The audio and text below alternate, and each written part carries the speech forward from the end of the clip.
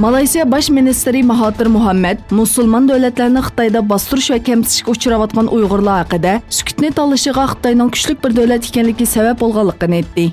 Birleşken Devletler Teşkilatı 74-navbatlik umumiy yig'iniga qatnashish uchun New Yorkka borgan Baş Ministr Mahathir Mohamad Gear News xabar to'rining ziyoratini qabul qilib, ichki va tashqi masalalar haqida to'xtaldi. Anadolu agentligining xabar qilishicha, Mahathir Xitoy zulmiga uchrayotgan Uyg'urlarning vaziyatiga qarata so'ralgan savolga javob berib mundaq dedi. Chunki Xitoy bek kuchli bir davlat, ularni mag'lub qilgandek bir ish qila olmaymiz. Shuning uchun Xitoyning tishiga tegmaydigan mo'tadil usullarni qo'llanishimiz lozim.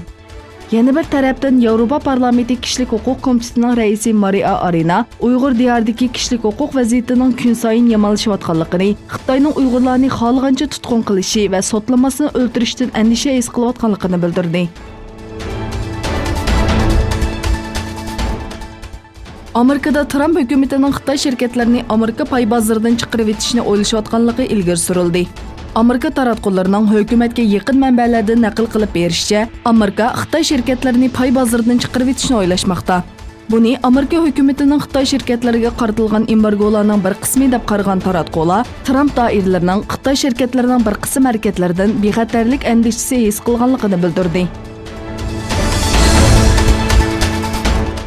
Yaponiya tashqi xavf tizimligining beshiga Shimoliy Koreyaning o'rniga yaqinqi yillardan buyon harbiy kuchi ishlayotgan Xitoyni qo'ydi. Yaponiya Mudofaa Ministrligi tayyorlagan bu dokladda ittifoqdosh davlatlarning beshiga Amerika tizildi. Yaponiya Mudofaa Ministri Taro Kono Xitoy G'arbiy Tinch okeanda va Toshima bo'g'izida Yaponiya dengizigacha kengayib texim ko'p havo va dengiz qurollari o'rinlashtirmoqda dedi. Xitoy Tashqi ishlar Ministrligi buningga inkos qaytarib, Yaponiyaning asossiz qarashlarini rad qilganligini bildirdi.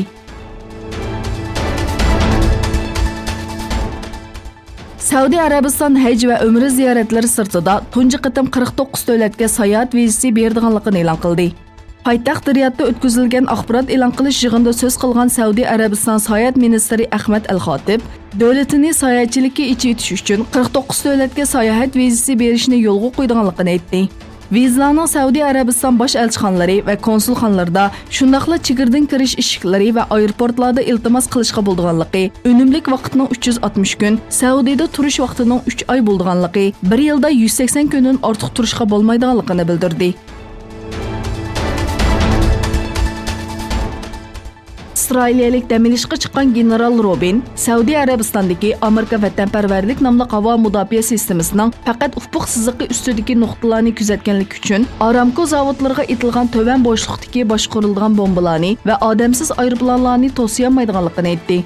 Sobiq Isroiliya boshqarilgan bomba mudofaa organining direktori bo'lgan Robin, mudofaa xabarlari to'rining ziyoratini qabul qilganda, Saudiya Arabistondagi vatanparvar nomli havo mudofaa sistemasi to'van bo'shliqdagi boshqarilgan bombalarni va odamsiz aeroplanlarni bayqay olmadi.